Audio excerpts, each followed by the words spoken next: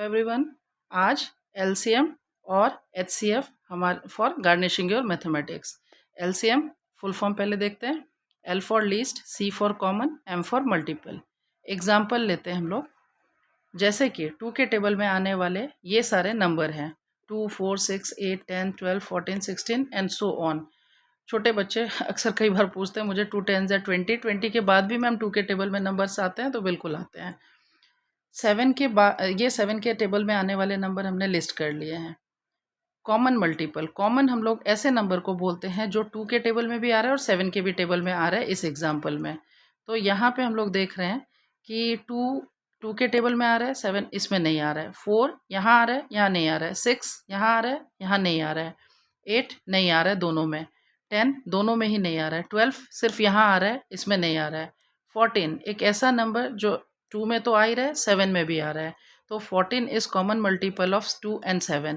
14 के बाद अगर हम लोग चेक करें तो यहाँ मैंने लिस्ट नहीं किया है, लेकिन 2 14 से 28 आ जाएगा हमारा, और 7 के टेबल में 2 7 4 से 28 आ रहा है, तो 28 हमारा नेक्स्ट कॉमन मल्टीपल हो जाएगा। ऐसे ही अगर हम फाइंड करेंगे तो कॉमन मल्टीपल तो बहुत सारे निकल जाते हैं, लेकिन हमें लीस्ट कॉमन निकालना है, यानी सबसे छोटा कॉमन मल्टीपल, और लीस्ट कॉमन यहाँ पे क्या है 14 है। So LCM of 2 and 7 is 14। Next HCF, full form HCF highest common factor. Factor हम लोग ऐसे नंबर को बोलते हैं जो किसी नंबर को डिवाइड कर सकता है, जैसे कि यहाँ पे 1 जो है 12 को डिवाइड कर सकता है, 1 12 ज़ा 12, 2 6 ज़ा 12, 3 4 ज़ा 12, 4 3 ज़ा 12, 6 2 ज़ा 12 एंड 12 1 ज़ा 12। ये सारे नंबर 12 को डिवाइड कर सकते हैं, और ये नंबर ये 18 को डिवाइड करने वाले नंबर ये है, इसीलिए 18 के फैक्टर्स ये सारे नंबर है और 12 के फैक्टर्स ये सारे नंबर हैं। अब इन दोनों नंबरों में जो कॉमन फैक्टर्स है वो है 1 2 3 एंड 6। 4 12 को डिवाइड कर रहा है, 18 को नहीं कर रहा है, इसलिए 4 कॉमन फैक्टर नहीं है। अब इन सारे कॉमन फैक्टर में सबसे बड़ा कॉमन फैक्टर हमें क्या दिख रहा है, 6 दिख रहा है, सो एचसीएफ इज 6। अब छोटे बच्चों को स्पेशली कई बार किसी नंबर के फैक्टर लिस्ट करने को दिए जाते हैं, तो वो कंफ्यूज रहते हैं मैम कहाँ तक हम लिखें। तो ये 12 का हाफ कितना होता है, 6 होता है, तो हमें 6 तक तो लिखना ही है, चेक करना ही है, और 6 के बाद सीधा वो नंबर आ जाता है हमारा। ऐसे 18 का हाफ हमारा 9 है, 9 तक हमें लिखना ही है, और 9 के बाद सीधा वो नंबर आ जाएगा। तो 9 से पहले वाले नंबर्स को हमें बस चेक कर लेना है डिविजिबिलिटी रूल से। एलसीएम एचसीएफ फाइंड करने के बहुत सारे मेथड्स हमारे बुक में दिए रहते हैं। आज एक मेथड एक्सप्लेन करूँगी, मेरे हिसाब से सबको इजी लगना चाहिए। नेक्स्ट वीडियो में नेक्स्ट मेथड्स हम देखेंगे। ये है हमारा एलसीएम और एचसीएफ फाइंड करने का common division method.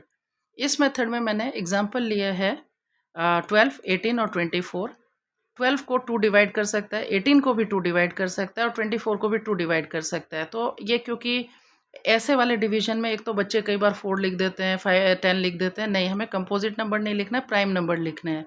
Prime number हम लोग कैसे नंबर को कहते हैं जो सिर्फ 1 के टेबल में और अपने खुद के टेबल में आते हैं। तो 1 2 ज़ा 2 एंड 2 1 ज़ा 2, सो 2 इज़ प्राइम नंबर। 2 से हमने इन सबको डिवाइड किया। नेक्स्ट, अभी इस 3 नंबर में 2 6 ज़ा 12, 2 9 ज़ा 18, 2 12 ज़ा 24। अब ये जो नए नंबर आए हैं 3, इनमें से 6 तो 2 से डिवाइड हो रहा है, 9 नहीं हो रहा है, 12 हो रहा है। तो 2 ऐसे नंबर है जो 2 से डिवाइड हो रहा है, इसलिए मैं अभी भी 2 ही यूज़ करूँगी। 2 3 ज़ा 6, 9 को एज इट इज़ रहने देंगे क्योंकि 9 2 से डिवाइड नहीं हो रहा है, 2 6 ज़ा 12।